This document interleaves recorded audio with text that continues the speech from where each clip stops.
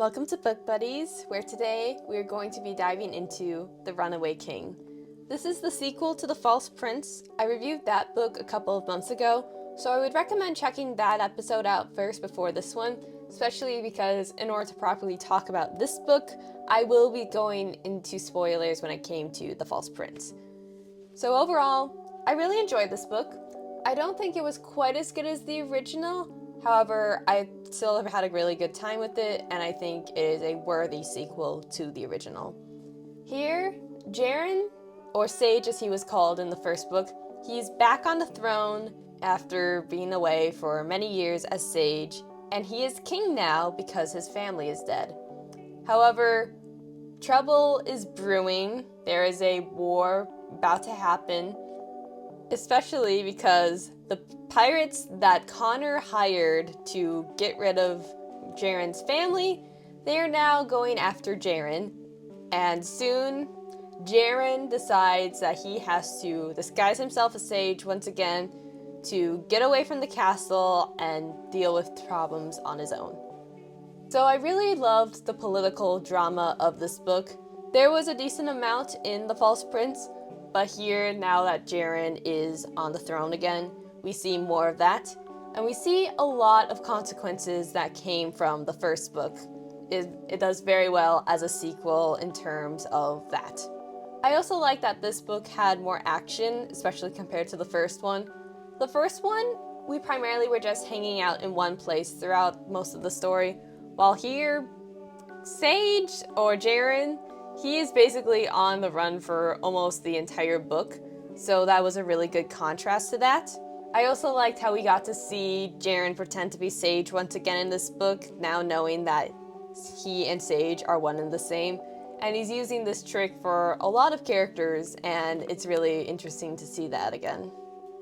I also found the addition of pirates really fun in this book, and specifically getting to see Jaren having to deal with them once he really gets out on his adventure, and he finds himself conflicted where he's not sure, like, do I do this? Do I fight? Because if I lose, I die, but if I win, am I really gonna get the respect that probably should come from this victory?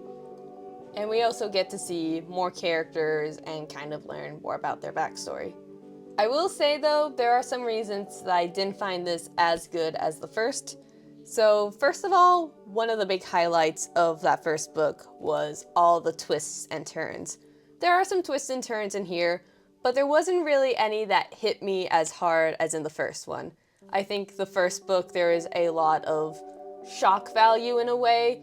We basically have no idea that Jaren is Sage in that book because he is keeping it a secret from us the entire time, despite being the first person point of view narrator.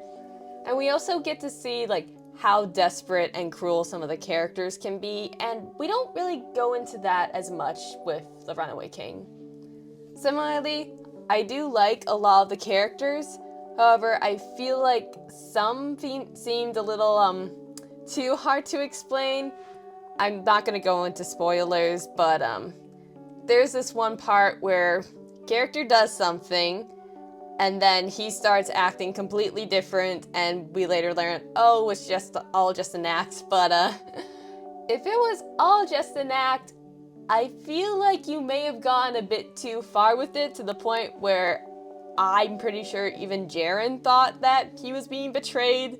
And some of the characters from the original, I feel like may have been a little underdeveloped. I think there may have been a part where it's we reunite with one character that we met from The False Prince. We have a quick conversation, and then he's almost forgotten about for the rest of the book, which I didn't love as much. However, I really liked what this book did with Jaren. As previously mentioned, he's back on the throne after being away for a while. And not just that, but because he's king, he has to see things differently. We get to see him learn a little bit about his dad, and he kind of questions, like, do I really agree with him? Is this the right thing? And we also see the conflict that he has being king, specifically. There's a little bit about, like, hard over duty. people want me to do this, but I want to do this.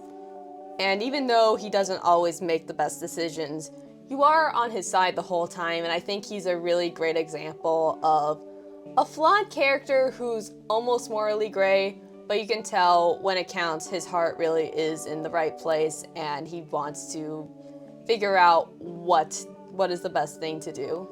Overall, I didn't love this as much as the first book due to some characters not being as developed as I wish they were, and some moments not hitting as hard as that first book. But this was a really, really good book. I liked the tension, I liked our main character Sage / Jaren and everything that he's now going through. And I think that the book ends in a really good place that makes me excited to see what happens next, and I want to know, like, how is Jaren going to deal with the political drama, but also how is he going to deal with his internal drama? So those are all my thoughts. If you enjoyed this, please share it with your friends. I'm Louisa Hammond, and I'll see you next time.